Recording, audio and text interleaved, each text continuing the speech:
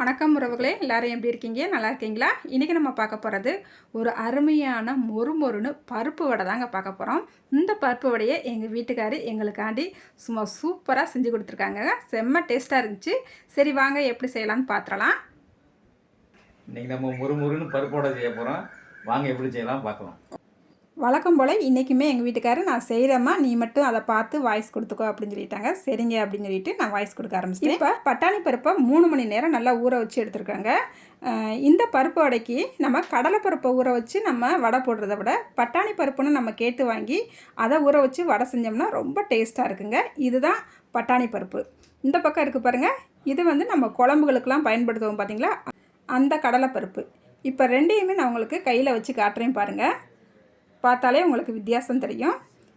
இந்த பக்கம் பெருசு பெருசாக இருக்குது பார்த்தீங்களா, இதுதான் பட்டாணி பருப்பு. இதைத்தான் நம்ம வடைக்கு பயன்படுத்துகிறோம். இந்த பக்கம் நம்ம கடலைப்பருப்பு வச்சுருக்கோம், கொஞ்சம் சின்னதாக இருக்கும் குழம்புக்கு பயன்படுத்துகிறது. இப்போ நம்ம இந்த பட்டாணி பருப்பு ஊற வச்சதை நம்ம தண்ணியெல்லாம் வடிகட்டிட்டு ஒரு மிக்சி ஜாருக்கு மாற்றிட்டு கொஞ்சம் குறகுறப்பாக அடித்து எடுத்துக்கிறோம். ரொம்ப வலுவலுன்னு அடிக்கக்கூடாது, தண்ணியும் சேர்க்கக்கூடாது. பாருங்கள், இந்த அளவுக்கு அடித்து எடுத்துகிட்டு வந்தாச்சு. ஒரு 10-20 பருப்பு மட்டும் நல்லா முழுசாக சேர்த்துக்கலாம். அடுத்து இது கூடவேவும் ஒரு பெரிய சைஸ் பல்லாரி வெங்காயத்தை நல்லா பொடிசாக கட் பண்ணி வச்சுருக்குது. பொடிசாக கட் பண்ணிய மல்லி இலையும் வச்சுருக்கிறேன், கொஞ்சம் கருவேப்பிலை வச்சுருக்கிறேன், 2 பச்சை மிளகாவை பொடிசாக கட் பண்ணிவிட்டு வச்சுருக்கிறேன். இப்போ இது எல்லாத்தையுமேவும் நம்ம அரைச்சி வச்சுருக்கிற இந்த மாவோட சேர்த்துக்கலாங்க. சேர்த்துட்டு இதுக்கு தேவையான அளவு உப்பும் சேர்த்துக்கலாம். அதுக்கப்புறமா ஒரு 1/4 ஸ்பூனுக்கு பெருங்காயத்தூள் சேர்த்துக்கலாம், கொஞ்சமாக பெருஞ்சீரகம் சேர்த்துக்கலாம். இப்போ இது எல்லாத்தையுமே சேர்த்துட்டு நல்லா மிக்ஸ் பண்ணிக்கலாம். மாவோடு சேர்த்து தண்ணி எதுவும் சேர்க்க வேண்டாம். இந்த மாவில் இருக்கிற ஈரத்தன்மையே போதுமானதாக இருக்கும். நல்லா கலந்து விட்டுக்கலாம். பாருங்கள், இப்போ நல்லா கலந்து விட்டுக்கிட்டாச்சு. அதுக்கப்புறமா கையில் கொஞ்சமாக தண்ணியை நனைச்சிக்கிட்டு கொஞ்சமாக மாவை எடுத்துக்கிறணும். மாவை எடுத்து இந்த மாதிரி உருட்டிட்டு உள்ளங்கையில் வச்சு நல்லா ஒரு தடவை அழுத்தி விட்டுற வேண்டியதுதான். அவ்வளோதாங்க. இந்த மாதிரி நம்ம தட்டி எடுத்துகிட்டு நல்லா எண்ணெயில் போட்டு பொரிச்சு எடுத்துக்கிற வேண்டியதான். அவ்வளோதான். இப்போ எங்கள் வீட்டுக்காரர் இன்னொன்று கூட உங்களுக்கு உருட்டி காட்டுறாங்க பாருங்கள். கொஞ்சமாக மாவை எடுத்துக்கிறணும், கையில் வச்சு நல்லா உருட்டிட்டு அதுக்கப்புறமா உள்ளங்கையில் சேர்த்து நல்லா ஒரு அழுத்தினா போதும்.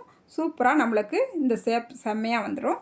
அதுக்கப்புறமா இதை எண்ணெயில் போட்டு நம்ம எடுத்துக்கிற வேண்டியதான். இப்போ ஒரு கடாயில் எண்ணெயை வச்சுக்கிட்டாச்சு. எண்ணெய் நல்லா சூடாகிடுச்சுது. அடுப்பை சிம்மில் வச்சுக்கலாம். நம்ம ஒவ்வொன்றா தட்டி தட்டி உள்ளே சேர்த்துக்கலாங்க. அடுப்பை சிம்மில் வச்சுக்கோங்க, பார்த்து போடுங்க, கையில் தெரிச்சிடக்கூடாது. இப்போ அடுப்பை சிம்மில் வச்சு ஒரு 2-3 நிமிஷம் அப்படியே விட்டா பிறகு அதுக்கப்புறமா நம்ம திருப்பி போட்டுக்கலாம்.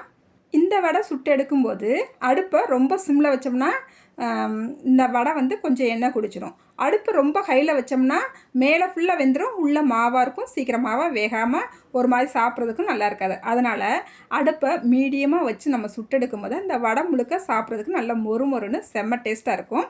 இப்போ நம்ம 2 பக்கமும் நல்லா திருப்பி போட்டு சும்மா மொறுமொறுன்னு சூப்பராக வெந்துருச்சு. இப்போ நம்ம வடையை எடுத்துக்கலாங்க. இந்த வடை கொஞ்சம் கூட எண்ணெய் குடிக்காதுங்க, சாப்பிட்றதுக்கும் சூப்பராக இருக்கும். இப்போ இதே போல் அடுத்து இருக்கிற மாவுகள்லையும் நம்ம வடை செஞ்சு எடுத்துக்கலாங்க. எங்கள் வீட்டுக்காரி எங்களுக்காண்டி செஞ்சு கொடுத்த பருப்பு வடை செம்ம டேஸ்ட்டாக இருந்துச்சுங்க. ஏன்னு கேட்டிங்கன்னா எங்கள் வீட்டுக்காரி எங்களுக்காண்டி பாசத்தோடு செஞ்சு கொடுத்துருக்காங்கல்ல, அதனால டேஸ்ட்டு இன்னும் கூடுதலான சுவையோடு செம்மையாக இருந்துச்சுங்க. நீங்களும் இதே அளவுகளோட இந்த வடையை ட்ரை பண்ணி பாருங்கள். ட்ரை பண்ணிவிட்டு எப்படி இருந்துச்சுன்னு மறக்காமல் கமெண்ட்டில் சொல்லுங்கள். இந்த வீடியோக்கு ஒரு லைக் பண்ணிவிடுங்க. அடுத்த ஒரு வீடியோவில் பார்க்கலாங்க. பாய்.